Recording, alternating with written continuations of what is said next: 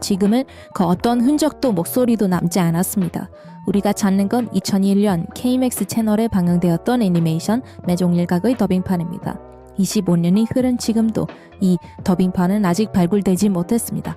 비 오는 날이면 먹통이 되던 위성 수신기의 한계, 그리고 방송사의 허망한 폐구, 사라진 테이프와 함께 그 시절의 목소리도 증발했습니다.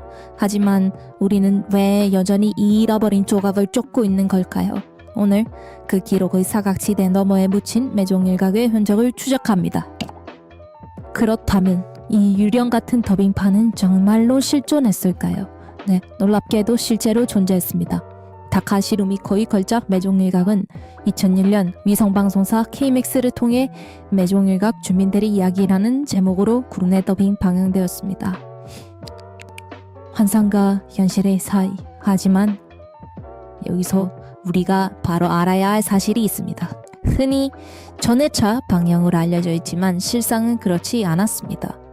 96화에 달하는 전체 분량을 모두 방영하지 못한 채 77화에서 방송사가 갑작스럽게 폐국하여 허무하게 막을 내렸다는 증언이 지배적이죠.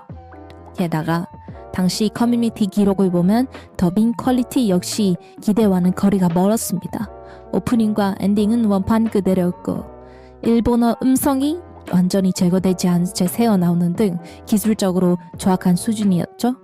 배한성 성우님이 여러 배역을 동시에 소화했던 인력란 속에서도 강수진 성우님 그리고 강희선 성우님 당대 최고의 성우들이 참여했다는 기록은 이 프로젝트가 지닌 기묘한 무게감을 보여줍니다. 도대체 왜 이런 거대 프로젝트의 결과물이 그토록 완벽하게 사라졌을까요? 당시 KMAX는 스카이라이트를 통해 송출되던 일본 위성방송 채널이었습니다. 하지만 이 채널의 실상은 애니메이션보다는 오리콘 차트 같은 음악방송, 일본 스포츠 드라마가 위주였고 애니메이션은 그저 곁다리에 불과했죠.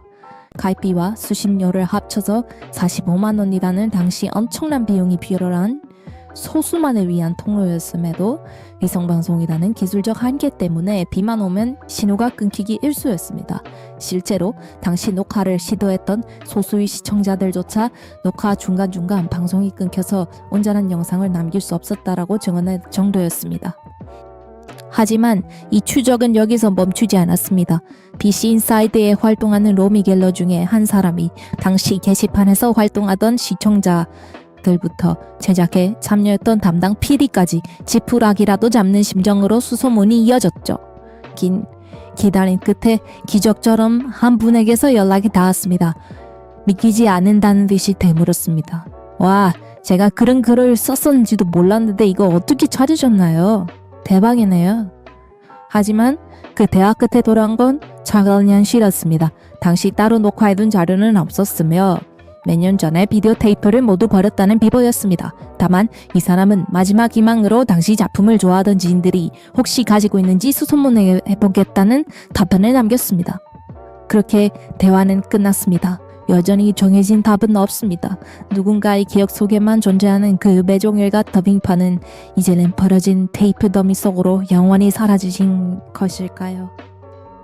루리웹에서도 증언이 쏟아졌고 또한 이 사람은 실제 방송국에서 방영한 더빙판을 봤던 한 유저 중에 한 명이었습니다. 방송국이 폐국 후 당시 사용했던 방송용 테이프를 모조리 폐기 처분했으며 현재로서는 볼 방법이 아예 없다는 댓글을 작성한 것으로 볼 때 실제 방송용 테이프를 찾기는 하늘의 별 따기보다 더 어려울 것으로 보입니다. 저 또한 다카시 루미코 선생님의 열렬한 팬으로서 어린 시절부터 함께 해온 매종 일각 더빙판의 행방이 누구보다 궁금합니다. 어쩌면 영상의 알맹이뿐만 아니라 강시 노이즈 섞인 화면이나 갑작스럽게 수신이 끊기는 그런 아련한 순간들조차 지금은 무엇보다 귀한 기록이 되었을지도 모릅니다. 물리적인 테이프가 폐기되었다는 사실은 비극적이지만 어딘가에 남아있을지 모를 작은 단서들을 찾아가는 이 여정을 저는 멈추지 않으려 합니다. 언젠간 그 소중한 기억을 다시 마주할 날을 고대하며 이상 오늘의 로스트 미디어였습니다.